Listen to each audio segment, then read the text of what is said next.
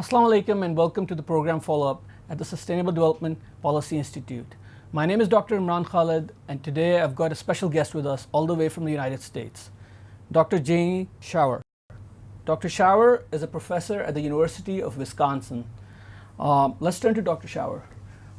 What brings you to Islamabad, sir? So first of all, thank you for having me here. I'm here to engage in discussions about air quality. I serve as a professor at the University of Wisconsin, and I also serve as the director of our state public health laboratory that does measurements looking at public health and environmental issues. And I also, although I'm a professor at the University of Wisconsin, I do have an appointment at the U.S. State Department as an air quality science envoy, focusing on helping to engage with different groups about air quality issues. And so I'm here to engage with community, talk to people about the U.S. experience, and just to foster discussions about the air quality problems here in Pakistan. Wonderful. So what are you hearing about the air quality problems that Pakistan is facing? I know you worked with the USAID in Lahore as well and previously. Air pollution has been a major issue over the past couple of years. How do you see it? What has your interaction been like with some of the stakeholders? I think an important issue that I've observed in my few days of being here, both in Lahore and Islamabad, is I think that there seems to be a great interest of trying to take on the air pollution problem, both from policymakers, the public, and generally with different stakeholders. And I think that it's interesting to me if I place this sort of in a global context. I've been in many places working on air quality issues for the past 25 years, and I think there really needs to be this inertia to move forward, to start thinking about how we can have solutions. And I get the sense that the will to deal with air quality issues here in Pakistan is greatly increasing, and I think there's a lot of hunger to find solutions and how we can move forward. Okay, so let's start with this question. Why should we be concerned about the state of air quality, not only in Pakistan but anywhere in the world? Right. So from a global perspective, air pollution is very important for a number of things that affect our quality of life and our health. I would say probably the most important thing is thinking about the impacts on human health. And there's a lot of complexity, but the bottom line is that when we're living in places with high air pollution, the incidence of diseases, including things like heart disease, respiratory disease, allergenic diseases, are increased. And I think it's important to recognize that from large-scale epidemiological studies, we see that basically when there's high air pollution, we see more adverse health effects. But I would say many of these same pollutants are also important for degrading our quality of life. So I think most people are not happy when they can see the pollution in the air. We know that that same pollution causes damage to materials like crops and materials and buildings. And in addition to that, some of these pollutants are also important for climate. And so I think if we think about why we want to deal with that, I think it's health. I think it's basically the quality of our life, the visibility, the crops and the plants that we care about, and also it's related to the climate mitigation. Okay, let's talk about the sources. What are the sources of air pollution, generally speaking? Yeah, so generally speaking, air pollution, the chemistry of air pollution is complicated, and without getting into a lot of details, I think anything that we basically burn is gonna, if we don't do it in a clean way, is gonna make air pollution. So that could be transportation, it could be power generation, it could be burning crops in the field, it could be industrial sources. We also have other things that relate pollution, which we often don't think so much about, but cooking food, the way we cook with solid fuels can make it important for air pollution. And there's also some more complicated issues where if we emit gases from the atmosphere, those are pollutants, but they can also make particles in the atmosphere.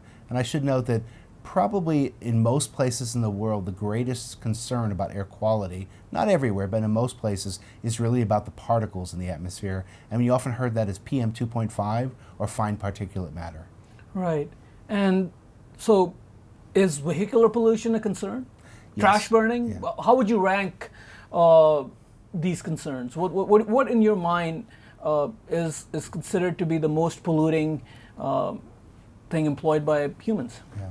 So I think one of the things that's really important is that answering what the sources are at any given time is complex. And I think we ought to recognize that as seasons change and we do different activity, we have different energy needs, different transportation needs, agricultural needs. Things do vary with time, and as you can imagine, if you walk around a city, things vary in space.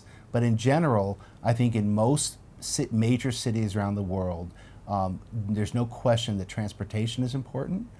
We need to manage what we do with heating and energy for producing electricity, if we have residential heating and cooking and the fuels we use there, burning, if we have how we deal with the solid waste and how we deal with agricultural waste.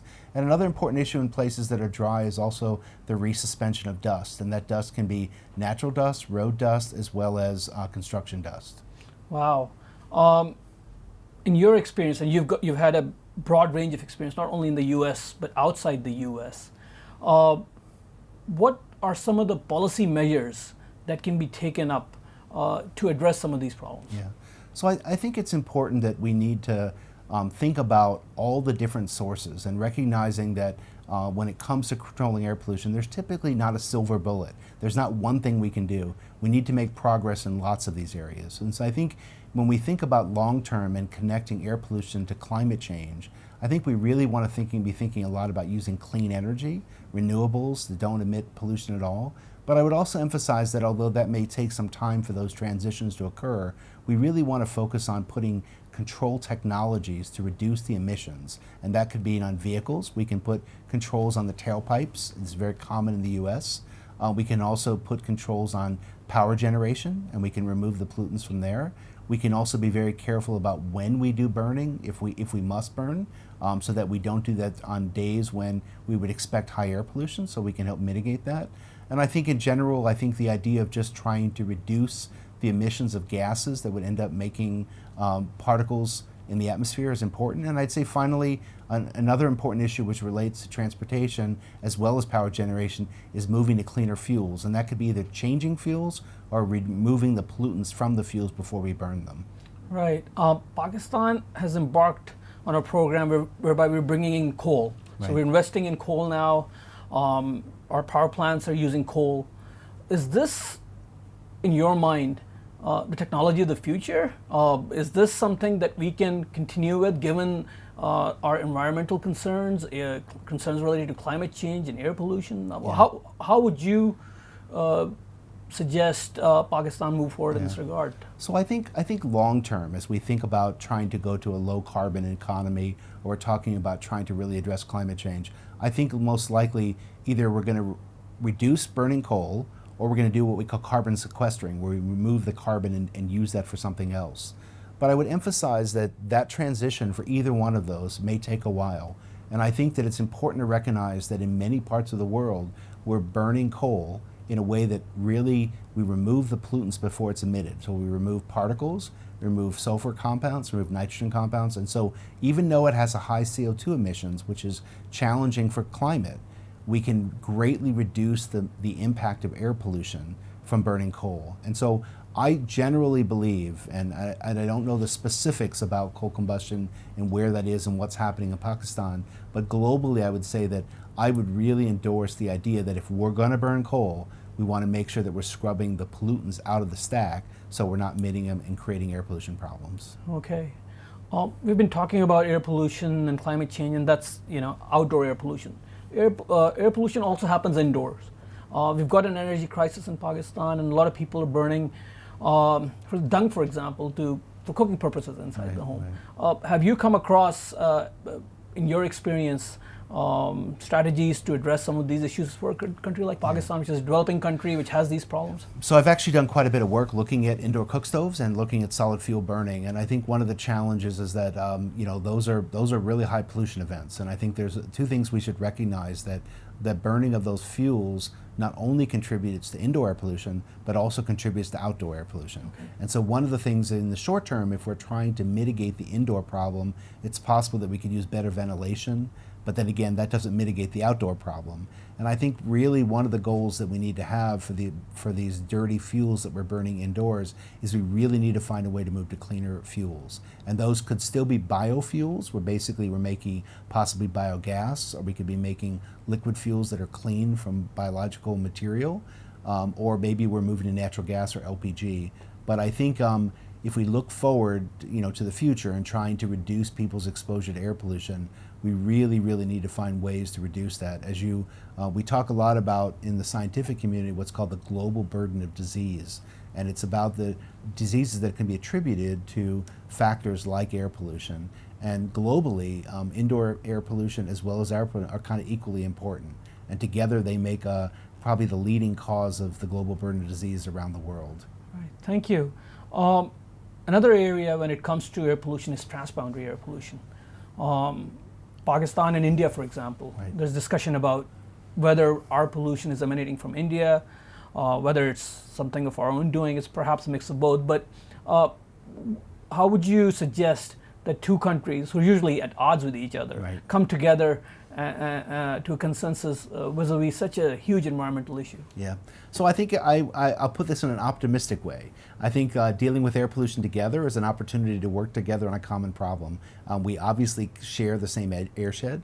That's not unique to Pakistan and India. This is true in European countries. It's actually true within different states in the United States and true in many countries in East Asia as well as the Middle East. And I think it's something we just globally have to be thinking about, that air pollution is a transboundary issue and we need to work together. And we need to remember that the wind blows in different directions. Some days you're the source and some days you're the impact, right?